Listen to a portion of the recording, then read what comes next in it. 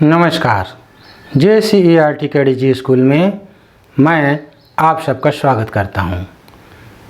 प्यारे बच्चों, इस वीडियो में हम लोग कक्षा 8 का सामाजिक विज्ञान के तहत भूगोल पढ़ेंगे। पुस्तक का नाम है हमारे संसाधन और इस पुस्तक का अध्याय 5 हम लोग पढ़ना शुरू कर दिए हैं। अध्याय का नाम है उद्योग। इस अध्याय का यह दूसरी वीडियो है और इस वीडियो में हम लोग जानेंगे कि उद्योगों की अवस्थिति को प्रभावित करने वाले कौन कौन से कारक, और उसके बाद हम लोग औद्योगिक प्रदेश के बारे में जानेंगे कि कौन कौन सा औद्योगिक प्रदेश है और औद्योगिक तंत्र किसे कहते हैं। इस बात को भी इस वीडियो में समझेंगे। तो आइए शुरू करते हैं। उद्योगों की अवस्थिति को प्रभावित करने वाले कारक। बच्चों, उद्योगों की स्थापना के लिए कौन सी जगह सर्वोत्तम होगी, मतलब सही होगी, ये विभिन्न कारकों पर निर्भर करता है। जैसे कच्चे माल की उपलब्धता, कच्चा माल कहाँ से नज़दीक से मिलेगा या नहीं, जमीन यानी कि भूमि मिलेगा कि नहीं, जल, काम करने वाले लोग यानी कि श्रम, पूंजी चाहिए उद्योग चलाने के लिए तो पूंजी की उपलब्धता है कि नहीं, शक्ति के साधन चाहिए, उद्योग ऐसे नहीं चलता है, बिजली, कोयला आदि चाहिए तो वो है कि नहीं, संचार के साधन उपलब्ध हैं कि नहीं, सड़क या परिवहन के साधन हैं कि नहीं, और जब माल उत्पादित हो जाएगा तो उसके लिए बाजार है कि नहीं। तो ये सब क्या कहलाते हैं? स्थापना के प्रमुख कारक कहलाते हैं। तो उद्योगों की स्थापना उसी स्थान पर होती है जहां इनमें से अधिकतर कारक आसानी से उपलब्ध होते हैं। विभिन्न उद्योगों के लिए कच्चे माल मैं बता रहा हूं, आप ध्यान से सुनिए। कि चीनी का उद्योग स्थापित करना है तो उसके लिए हमें पर्याप्त मात्रा में गन्ना और चुकंदर चाहिए। अगर हम वनस्पति तेल के लिए उद्योग स्थापित करना चाहते हैं तो हमको सरसों, सोयाबीन, सूर्यमुखी आदि का बीज चाहिए। अगर सूती वस्त्र उद्योग स्थापित करना चाहते हैं तो हमें कपास चाहिए। जूट के लिए पटसन चाहिए। डेयरी चलाना चाहते हैं तो हमें बहुत ही मात्रा में दूध की आवश्यकता होगी।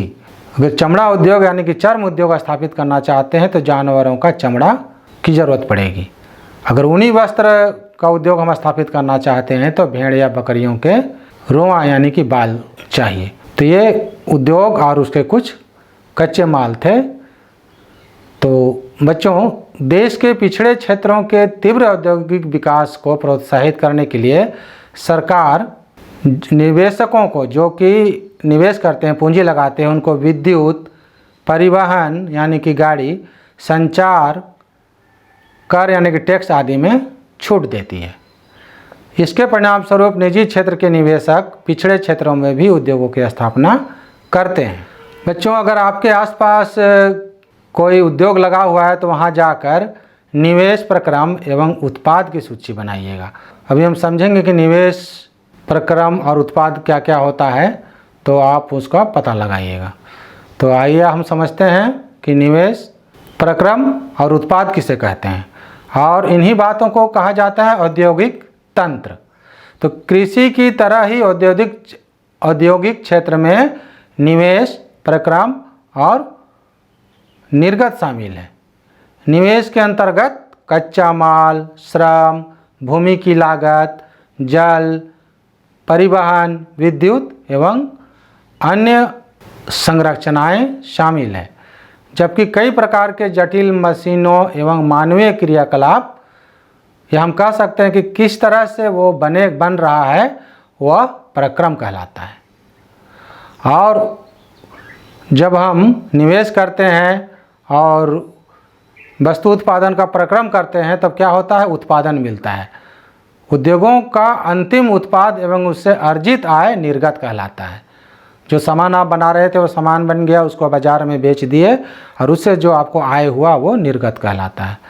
तो आशा है कि आप समझ रहे होंगे कि निवेश मतलब जो हम पूंजी लगाए, कच्चा माल लगाए, उसमें श्रम लगाए, मजदूर लगाए, भूमि खरीद कर दिए, जल की व्यवस्था किए, परिवहन की व्यवस्था किए, विद्युत आदि को किए, ये हो गया निवेश।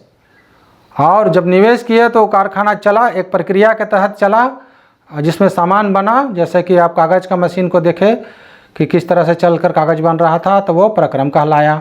और जब ये सामान बन गया, इसको हम बाज़ार में बेचे तो जो आय हुआ वो निर्गत कहलाया। तो अब समझिए इसको कि चीनी उद्योग में गन्ना, मानव श्रम, कारखाना, परिवहन, लागत, ये सब निवेश हो सकते हैं।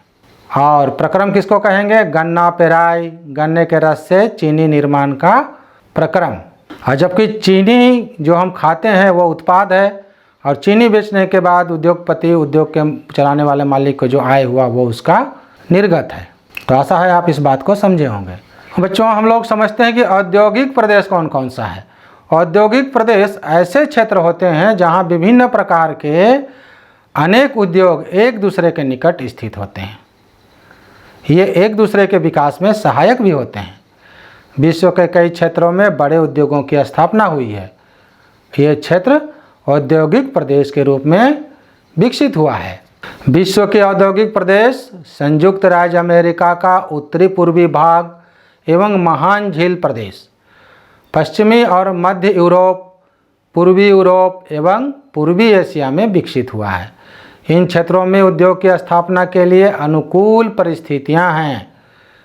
अनुकूल परिस्थितियां मतलब हम बताए कि उनको कच्चा माल मिले, ज़मीन मिल जाए, और उद्योग चलाने के लिए जल मिले, बिजली मिले, सारा साधन उसको मिले, ये अनुकूल परिस्थितियां हैं। संयुक्त राज्य अमेरिका के पूर्वी भाग में अपलेशियन पर्वत में कोयला तथा महान झील प्रदेश के सुपेरियर झील में कच्चा लोहा पाया जाता है। इसके कारण यह क्षेत्र विश्व का सर्वाधिक औद्योगिकीकृत क्षेत्र के रूप में विकसित हुआ। देख रहे हैं यहाँ आप, ऊर्जा के लिए कोयला और कच्चा माल मिल रहा है, तो यह क्षेत्र अधिक विकसित हुआ। पश्चिमी तथा पूर्वी यूरोप का औद्योगिकरण प्रदेश के रूप में विकसित होने का आधार भी इस क्षेत्र में पाया जाने वाला कच्चा माल ही है। बच्चों, अब हमारे देश भारत की बात करते हैं। भारत में भी कई बड़े एवं छोटे औद्योगिक प्रदेश का विकास हुआ है। भारत के प्रमुख औद्योगिक प्रदेश कौन कौन से हैं, ध्यान से सुनिए। पहला है मुंबई पुणे औद्योगिक प्रदेश, दूसरा बंगलोर तमिलनाडु औद्योगिक प्रदेश, तीसरा हुगली औद्योगिक प्रदेश, चौथा अहमदाबाद बड़ौदरा प्रदेश, पांचवा हम लोगों के यहाँ का छोटा नागपुर औद्योगिक प्रदेश, छठा है विशाखापट्टनम गुंटूर प्रदेश, सातवां है गुड़गांव दिल्ली मेरठ प्रदेश, और आठवां है कोल्लम तिरुवनंतपुरम प्रदेश। तो बच्चों, ये भारत के औद्योगिक प्रदेश हैं। अभी हम लोगों ने बात किया था हम लोगों के क्षेत्र का छोटा नागपुर औद्योगिक प्रदेश का। तो छोटा नागपुर औद्योगिक प्रदेश झारखंड राज्य में विस्तृत है। इस औद्योगिक प्रदेश के विकास का आधार खनिज पदार्थ की उपलब्धता है। यहाँ खनिज पर्याप्त मात्रा में मिलते हैं, अयस्क पर्याप्त मात्रा में मिलते हैं। इस क्षेत्र में लौह अयस्क, बॉक्साइट, तांबा, यूरेनियम, चूना पत्थर तथा ऊर्जा का स्रोत कोयला प्रचुर मात्रा में उपलब्ध है। इस औद्योगिक प्रदेश में जमशेदपुर, बोकारो, धनबाद, घाटशिला, मुरी प्रमुख औद्योगिक केंद्र हैं। जमशेदपुर तथा बोकारो में लोहा इस्पात उद्योग, मुरी में एल्युमिनियम उद्योग तथा घाटशिला में तांबा उद्योग का विकास हुआ है। बच्चों, एक सामान्य ज्ञान है, सुन लीजिए। उभरते हुए उद्योग जिसको सनराइज उद्योग कहते हैं, और ऐसे उद्योग हैं प्रौद्योगिकी, स्वास्थ्य लाभ, सत्कार तथा ज्ञान से संबंधित उद्योग। प्रौद्योगिकी आप समझ रहे हैं, स्वास्थ्य लाभ भी समझ रहे हैं, ज्ञान भी समझ रहे हैं। सत्कार मतलब पर्यटन उद्योग भी सनराइज उद्योग के अंतर्गत आता है। बच्चों, अब छोटा नागपुर के उद्योग में ही कुछ और उद्योग हैं जिसके बारे में मैं आपको बताता हूँ। पहला जैसे हैवी इंजीनियरिंग कॉरपोरेशन HEC, जो कि रांची के हटिया में स्थित है। झारखंड की राजधानी रांची में भारत सरकार द्वारा 1958 ईस्वी में इस संयंत्र की स्थापना की गई। इसकी स्थापना रूस एवं चेकोस्लोवाकिया के सहयोग से किया गया है। यहाँ 3 उत्पादन इकाइयाँ स्थापित है। पहला फाउंड्री फोर्ज प्लांट जिसको FFP कहते हैं, दूसरा हैवी मशीन बिल्डिंग प्लांट जिसको HMBP कहते हैं, और तीसरा हैवी मशीन टूल्स प्लांट, जिसको HMTP कहते हैं। इन इकाइयों में दूसरे उद्योगों के लिए मशीन, उपकरण एवं अन्य सामग्रियों का उत्पादन किया जाता है। अब दूसरा बच्चों, इंडियन कॉपर कॉरपोरेशन, और ये घाटशिला में है। बच्चों, झारखंड के पूर्वी सिंहभूम जिला में घाटशिला स्थित है और इंडियन कॉपर कॉरपोरेशन की स्थापना 1924 में यहीं घाटशिला में हुई थी। यह भारत का पहला तांबा उत्पादक कारखाना है। यहाँ तांबा का उत्पादन होता है। और बच्चों, तीसरा है हिंदुस्तान एल्युमिनियम कंपनी, जिसको हिंडाल्को कहते हैं, और ये मुरी में स्थित है। ये भी हमारे झारखंड में स्थित है। इसकी स्थापना इंडियन एल्युमिनियम कंपनी के नाम से 1938 ईस्वी में की गई है। यह रांची जिला के मुरी में स्थित है। यह भारत का दूसरा पुराना एल्युमिनियम कारखाना है। बच्चों, यहाँ जो आप रेखा चित्र देख रहे हैं, मानचित्र देख रहे हैं, इसमें झारखंड के मुख्य औद्योगिक प्रदेश दिखलाए गए हैं। यह आपके पुस्तक में भी है, आप ध्यान से इसको देखिएगा और अपने प्रदेश का औद्योगिक प्रदेशों को समझिएगा। तो बच्चों, ध्यान से इस पाठ को पढ़िएगा, लिखने का अभ्यास जारी रखिएगा, खेलिएगा और खुश रहिएगा। धन्यवाद बच्चों।